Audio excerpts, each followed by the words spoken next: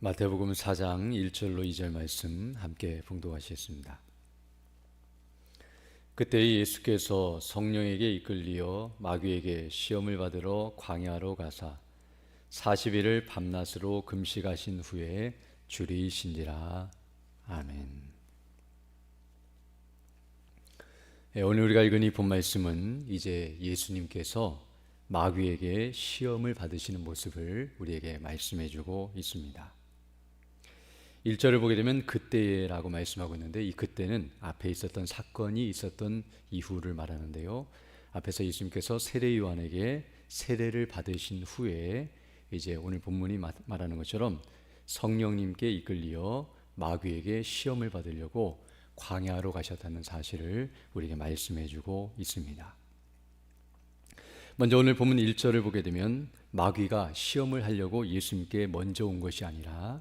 예수님께서 마귀에게 시험을 받으시려고 가셨다는 것을 우리에게 말씀해 주고 있으며, 또한 오늘 이 일은 성령에게 이끌리어 이 일이 일어나고 있다는 것을 말씀해 주시므로 바로 성령님의 감동하심과 이끄심과 인도하심을 따라 이 일이 진행되고 있다는 사실을 우리에게 말씀해 주고 있습니다. 마귀에게 시험을 받으시는 것, 마귀가 시험을 한다는 것은 죄를 범하도록 하는 것이 바로 시험인데요, 바로 마귀에게 시험을 받는 일이 좋은 것은 아니지만 그러나 이 일을 행하시는 이유가 있다는 것을 우리에게 말씀해 주고 있습니다. 오늘 본문에서 성령에게 이끌리어 세례를 받으신 후에 이 일이 진행되고 있다는 것은 바로 하나님의 뜻을 따라서 이 일이 진행되고 있다는 것을 의미하며, 하나님께서 원하시고 기뻐하시는 바를 따라 그 모든 작정하심과 계획하심 속에서 이루어지고 있는 일이라는 것을 우리에게 말씀해 주고 있습니다.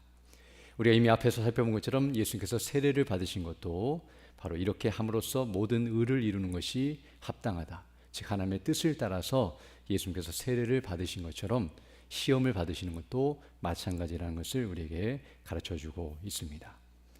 특별히 이렇게 시험을 받으시는 것 우리가 잘 주목해야 하는데요, 우리가 아는 것처럼 예수님은 하나님의 아들이시기 때문에 이미 세례를 받으실 때도 이는 내 사랑하는 아들이다라고 성부 하나님께서 말씀하신 것처럼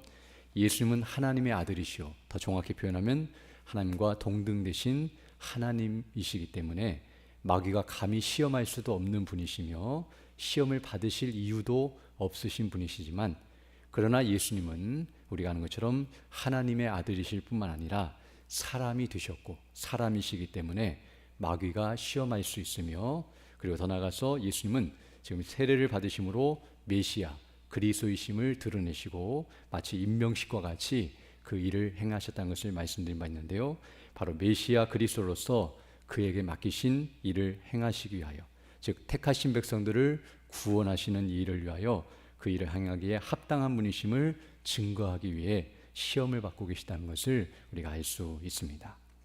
우리가 처럼 예수님께서는 그 택하신 백성들의 죄를 대신 지시고 그 죄값을 처리하시고 그리고 그들을 죄에서 구원하시는 이 일을 감당하시기 위해 이 땅에 오셨는데요, 바로 우리를 죄에서 구원하시기 위해서는 예수님이 하나님의 아들이실 뿐만 아니라 죄가 없으신 참 사람이 되셔야 하기 때문에 바로 그러하신 분이심을 증거하시기 위해 이렇게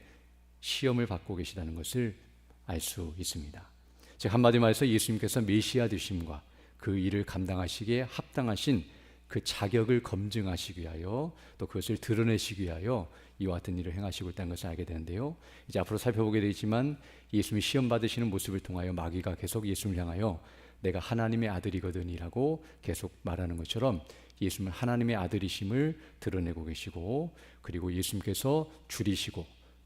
또 여러 가지 일들을 감당하신 것은 하나님의 아들로서는 줄이실 이유도 없고, 그리고 하나님이시기 때문에 세상 영광을 준다 할지라도 이미 예수님은 그 영광을 다 받으시고 가지신 분이시기 때문에 시험할 요소도 없고 시험을 받으실 이유도 없지만 사람으로서 그리고 인성을 가지시고 이와 같이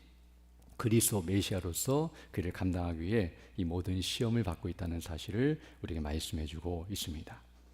특별히 이렇게 마귀가 예수님을 시험하고 있다는 것, 또 예수님이 이렇게 시험을 받고 있다는 사실은 다른 말로 표현하면 예수님이 죄가 없다는 사실을 더 분명하게 드러내 줍니다. 왜냐하면 어떤 면에서 예수님께서 이렇게 시험을 받으신다는 것은 그 이전에 예수님께서 죄가 없으신 분이시라는 사실을 증거해 주는데요. 왜냐하면 지금 예수님께서 공생애를 시작하고 있지만 공생애 이전, 즉 탄생부터 시작해서 이렇게 공중 앞에 나타나시기 전까지 어린 시절부터 이렇게 자라가시는 그 사적인 생활은 성경에 기록되어 있지 않지만, 만약 그 사이에 예수님이 죄가 있으셨다고 한다면 사실 시험할 이유가 없습니다. 왜냐하면 이미 죄를 지었기 때문에 이미 처음부터 자격이 박탈되고 예수님께서 메시아로서 사명을 감당할 수 없지만, 마귀가 시험을 한다는 것은, 즉 죄를 범케 해서 메시아로서, 그리스도로서 그 사역을 감당치 못하도록 하기 위해 그 자격을 박탈시키고 그 일을 행하지 못하도록 하기 위해 일을 하고 있다는 것을 알게 됐는데요. 이전에 죄가 없었기 때문에 바로 그 죄를 범하도록 하기 위해 시험을 당하고 계시며, 죄가 없으신 분이심을 드러내기 위해서 바로 이와 같이 시험에 노출되고 있다는 것을 우리에게 말씀해 주고 있습니다. 더 나아가 이렇게 예수님께서 시험을 당하시고 이제 이 뒷부분을 보게 되면 그 시험을 능히 이기셔서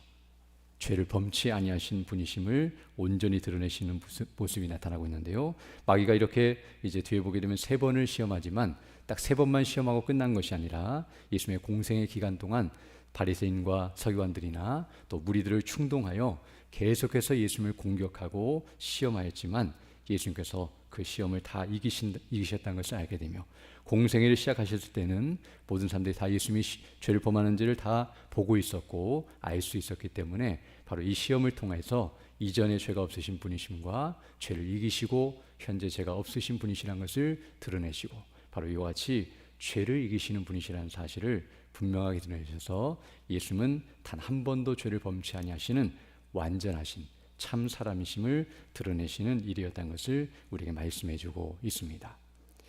그리고 더 나아가서 오늘 본문 2절을 보게 되면 예수께서 이렇게 시험을 받으실 때에 그 상태가 어땠는지를 말씀해 주고 있는데요. 40일을 밤낮으로 금식하신 후에 줄이신지라 라고 말씀해 주고 있습니다. 우리 하나님처럼 예수께서 오늘 본문을 보게 되면 시험을 받으러 광야로 가서 바로 시험을 받으신 것이 아니라 40일 동안 금식을 하시면서, 물론 그때 하나님 앞에 기도하시는 시간을 가지셨는데요, 그러면서 줄이신 상태에서 배고프고 정말 육신적으로 볼 때는 곤고하고 연약한 상태에 있을 때 시험을 받으셨다는 사실을 우리에게 말씀해 주고 있습니다. 이제 뒤에 가서 보게 됐지만 첫 번째 시험이 바로 이런 줄이신 상태에서 돌을 떡으로 만들어 먹으라고 하는 사단의 시험이 있었다는 것을 우리가 알게 되는데요. 어떤 면에서 지금 예수님께서 시험을 받으시는 이 상태는 최악의 상태에서 시험을 받고 있다는 사실을 우리에게 말해주고 있습니다. 즉 예수님께서 줄이신 상태에서, 이렇게 굶주리고 힘든 상태에서 사단이 먹을 것을 먹으라고 요구하는 이 시험은 어떤 의미에서는 시험을 받기에 최적의 상태에 있었고, 시험을 받아 넘어지기 쉬운 상태에서 시험을 받으셨다는 것을 우리에게 말해주고 있습니다.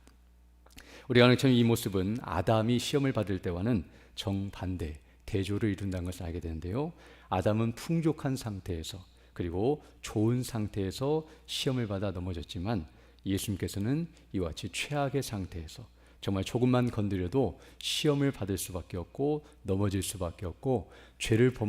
범하지 않을 수밖에 죄를 범할 수밖에 없는 그런 위급하고 어려운 상황 속에 있었지만, 예수님께서는 그런 상태에서 시험을 받으셨고 그 시험을 이기셨다는 사실을 우리에게 말씀해 주고 있습니다. 즉 예수님께서 시험을 이기신 것은 그 시험이 쉽고 편했기 때문이 아니라, 즉 시험을 능히 이길 수 있는 좋은 환경 속에서 이기신 것이 아니라, 그것이 어렵고 힘들었지만, 시험 자체도 힘들고 그것을 이길 만한 환경과 조건도 어려운 환경 속에 있었지만 그 모든 것을 능히 이기셨다는 사실을 우리에게 말씀해 주고 있습니다.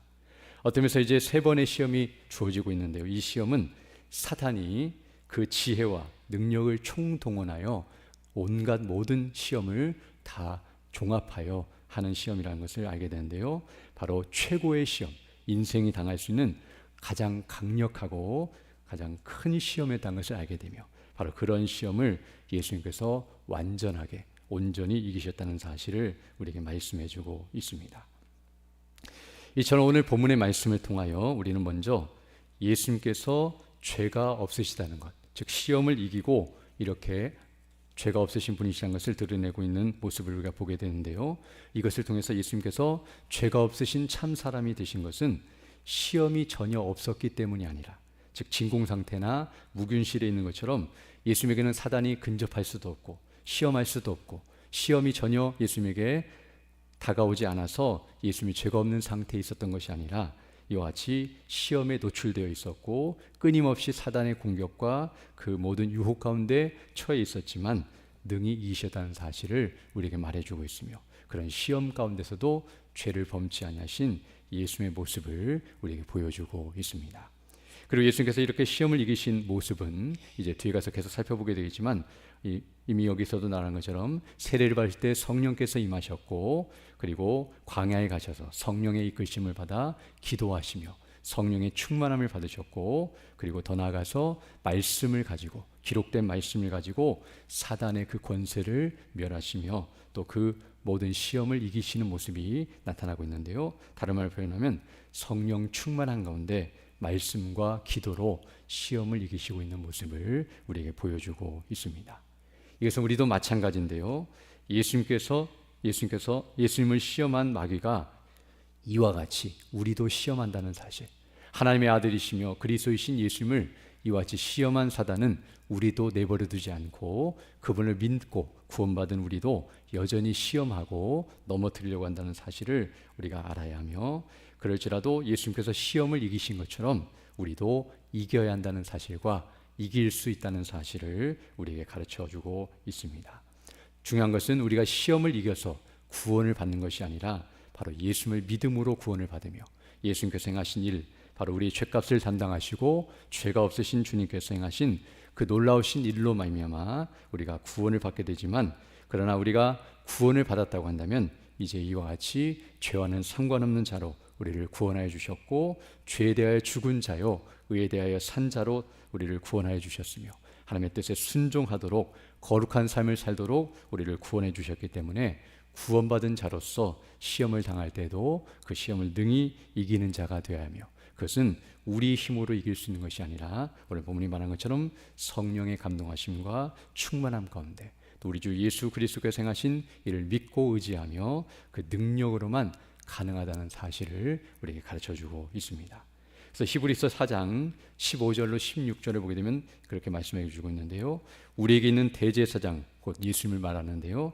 예수님은 우리의 연약함을 동정하지 못하실 리가 아니요 모든 일에 우리와 똑같이 시험을 받으신 이로되 죄는 없으시니라 라고 말씀하므로 예수님도 우리와 똑같은 상태에서 이와 같이 시험을 받으셨고, 그러나 그 시험을 이기심으로 죄가 없으신 분이심을 드러내실 뿐만 아니라 이를 통해서 우리의 연약함을 알고 계시고 이성적으로나 경험적으로 모든 것을 알고 계실 뿐만 아니라 16절 보게 되면 그러므로 우리는 긍휼하심을 받고 때를 따라 돕는 은혜를 얻기 위하여 은혜의 보좌 앞에 담대히 나아갈 것이니라 라고 말씀하므로 이와 같이 시험을 이기시고 또 우리의 죄를 사하시고 우리를 죄에서 승리케 하시고 이기시게 하시는 우리 주 예수 그리스도를 믿고 의지하며 성령의 인도하심 가운데 하나님의 보좌 앞에 담대히 나아가 그 은혜를 간구하고 그 능력을 힘입어 우리도 이와 같이 승리하는 자들이 되어야 한다는 사실을 가르쳐주고 있습니다. 우리가 어떻게 구원받았는지를 다시 한번 주목하고 우리를 구원해 주신 목적과 의미가 무엇인지를 기억하며 우리 주 예수 그리스도께서 우리의 구원자가 되실 뿐만 아니라 우리의 모본이 되신다는 사실을 기억하고 주님을 닮아가고 그분을 의지하면서 승리하며 살아가는 믿음의 군대 다 되시기를 간절히 소망합니다. 함께 기도드리겠습니다. 걸어가시고 자비로우신 아버지 하나님 감사를 드립니다. 오늘도 하나님의 은혜 가운데 귀한 하루를 시작하게 하시고 시험을 받으시는 예수님의 모습을 통하여 예수님께서는 그 시험 가운데서도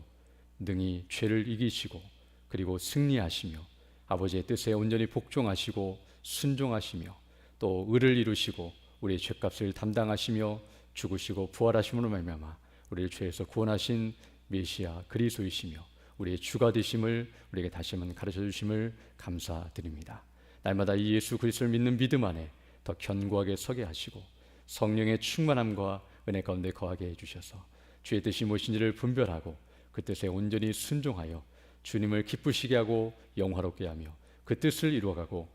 주의 주의 말씀대로 살아가는 믿음의 군대 다 될 수 있도록 은총을 더하여 주옵소서. 특별히 오늘 주일을 맞이하여 주 백성들이 함께 모여 예배하며 영광 돌릴 때에 모이를 힘쓰게 하시고 또 은혜를 사모하며 모일 수 있도록 인도하여 주시고, 또 예배를 인도하시며 말씀을 증거하시는 우리 담임 목사님과 또 난예배 시간에 말씀을 증거하시는 우리 원로 목사님에게 은혜를 덧입혀 주시고, 또 증거되는 교회의 말씀을 통해 우리 모두가 은혜를 받고 믿음 안에 견고하게 설 수 있도록 인도해 주셔서 하늘의 안식과 기쁨으로 충만한 은혜의 시간 될 수 있도록 도와주시고, 또 그 말씀을 의지하여 살아감으로 그 뜻을 이루어가는 믿음의 일꾼들 다 될 수 있도록 은총을 더하여 주옵소서. 또 이 시간 기도할 때 주의 성령께서 함께하사 믿음으로 주 뜻을 간구하는 귀한 시간 되게 하시고 그 뜻을 따라 살아가는 복된 나날이 될 수 있도록 은총을 더하여 주옵소서. 우리 구주 예수님 이름으로 기도드립니다. 아멘. 하늘에 계신 우리 아버지, 아버지의 이름을 거룩하게 하시며